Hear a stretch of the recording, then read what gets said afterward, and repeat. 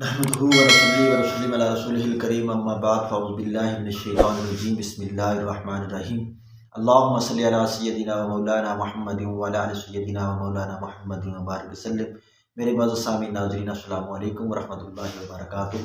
ہمارا ٹاپک چل رہا ہے وضو اور سائنس۔ پیچھے ہم نے بات کی کہ نبی علیہ الصلوۃ والسلام کا سفر معراج پر جانا اور آپ وسلم کا چاند کھلونا ہے۔ ایک تو آپ کا چاند کھلونا تھا، تو میرے معزز سامعین امام الانبیاء علیہ الصلوۃ والسلام نے چاند کو دو ٹکڑے کیا۔ کفار نے مطالبہ کیا کہ اگر آپ اللہ کے نبی ہیں تو چاند کو دو ٹکڑے کریں، جیسے کہ قرآن پاک میں ارشاد ہے، اللہ پاک نے فرمایا اقتربت الساعۃ وانشق القمر وإن يروا آیۃ یعرضوا ویقولوا سحر مستمر۔ ترجمہ قریب ہے، قیامت اور شک ہو گیا، چاند اگر دیکھیں کوئی نشانی تو منہ پھیرتے ہیں اور کہتے ہیں یہ جادو ہے چلا۔ یعنی انہوں نے کہا کہ آسمان پر، یہاں زمین پر تو جادو چلتا ہے، حبیب یمنی نے کہا، لیکن آسمان پر چاند نے۔ انہوں نے مطالبہ کر دیا کہ یا رسول اللہ صلی اللہ علیہ وسلم کا اللہ کے نبی ہیں تو آپ چاند کو دو ٹکڑے کر دیں۔ آپ نے چاند کو بھی دو ٹکڑے کر دیا۔ یہ سب باتیں بتانے کا آپ کو مقصد ہے کہ سائنسی تحقیق کی طرف نہیں جانا، بلکہ آپ نے وضو کرنا تو صرف اللہ کی رضا کے لیے کرنا ہے۔ آپ نے جو عمل بھی کرنا ہے اللہ کی رضا کے لیے کرنا ہے۔ طبی فیض سن کر آپ کو تو خوش ہو گئے ہوں گے، مگر عرض کرنا تھا چلو کہ سارے کا سارا فن طب اور ذنیات پر مبنی ہے۔ سائنسی تحقیقات بھی حتمی نہیں ہوتی، بدلتی رہتی ہیں۔ ہاں، اللہ رسول صلی اللہ علیہ وسلم کے احکامات اٹل ہوتے ہیں۔ ہاں، اللہ رسول اللہ صلی اللہ علیہ وسلم کے ہمیں سنتوں پر عمل طبی فوائد جان کر نہیں، طبی فوائد کے لیے نہیں کرنا چاہیے، بلکہ اللہ کی رضا کی خاطر کرنا چاہیے۔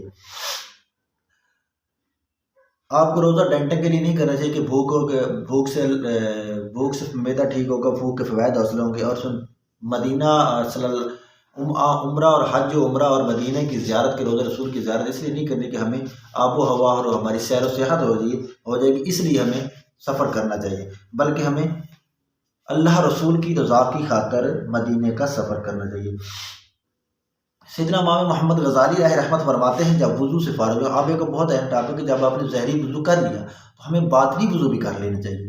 سیدنا امام محمد غزالی رحمۃ اللہ علیہ فرماتے ہیں کہ جب انسان نے وہ اعضاء دھو لے، وہ اعضاء پاک کر لے جو انسان کو ظاہری طور پر جو لوگوں کو دیکھ سکتے ہیں، وہ تو ہم نے پاک کر لی، اور اب ہمیں باطنی وہ اعضاء، وہ چیز جو صرف اللہ کے دیکھنے کی جگہ ہے، اللہ جسے دیکھتا ہے، دل کو ہمیں پاک کرنا ہے۔ دل کیسے پاک ہو؟ دل کو توبہ سے پاک کرنا ہے، بارگاہ الہی میں توبہ کرنی ہے، اس سے استغفار کرنا ہے، اس سے معافی مانگنی ہے، اس میں یہ تو اس طرح بات ہوئی نا کہ میرے معزز سامعین و ناظرین کہ آپ اس طرح کریں، آپ کسی بادشاہ کو دعوت دیتے ہیں، کہتے ہیں کہ بادشاہ سلامت، آپ ہمارے گھر دعوت کے لیے آئیں۔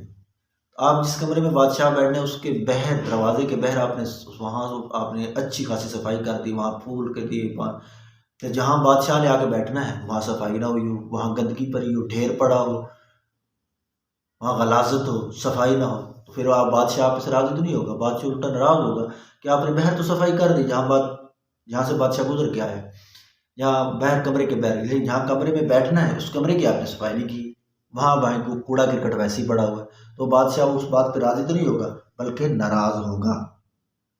میرے معزز سامعین و ناظرین، ہم نے سائنس کی اتباع نہیں کرنی، ہم نے سنت کی اتباع کرنی ہے، کہ اللہ پاک نے قرآن مجید میں فرمایا ہے نا، لقد کان لکم رسول اللہ اسوۃ حسنہ، کہ آپ نے رسول اللہ صلی اللہ علیہ وسلم کے اسوہ کو اپنا عملی نمونہ بنانا ہے، اس کو نمونہ بنانا ہے، عملی نمونہ بنانا ہے۔ تو اللہ پاک نے فرمایا واطیعوا اللہ واطیعوا الرسول، اللہ اور رسول کی اطاعت کرنی ہے، بلکہ اس کی یورپین ڈاکٹر کی سائنس کی اتباع نہیں کرنی۔ کچھ لوگ ہوتے ہیں کہ یورپین ماہرین برسہ برس کی ارکریزی کے بعد نتیجے کے دریچہ کھولتے ہیں اور تو انہیں سامنے مسکراتی ہوئی سنت مصطفیٰ صلی اللہ علیہ وسلم نظر آتی ہے۔ دنیا میں لاکھوں سیر و صحت کیجیے، جتنا چاہیے عیش و عشرت کیجیے، مگر آپ کے دل کو حقیقی راہ صرف اور ذکر خداوندی، یاد خداوندی میں ہی ہوگی۔ دنیا اور آخرت کی راحتیں سائنسی آلات، ٹی وی، وی سی آر اور انٹرنیٹ کے ذریعے نہیں، اتباع سنت میں ہی نصیب ہوگی۔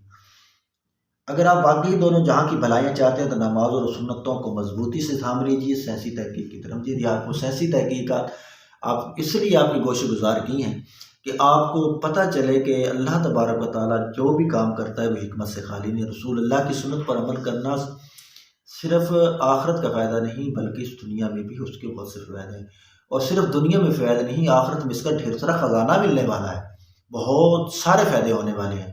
اللہ تبارک و تعالیٰ ہمیں دنیا اور آخرت کامیابی عطا فرمائے، آمین بجاہ نبی امین صلی اللہ علیہ وسلم۔ ہمارا آج وضو کا ٹاپک مکمل ہوگا، کل سے انشاءاللہ تبارک تعالیٰ ہم غسل کے طریقے کی بات کریں گے، اور جن دوستوں نے اب تک میرے چینل کو سبسکرائب نہیں کیا سبسکرائب، اتنی اچھی اچھی باتیں بھائی آپ کو بتاتا ہوں، آپ کا چینل کو سبسکرائب کرنا تو بنتا ہے نا، پلیز سبسکرائب کر لیجیے اور بیل آئیکن کے بٹن کو بھی دبا دیجیے تاکہ آپ تک بار وقت ویڈیو پہنچ سکے۔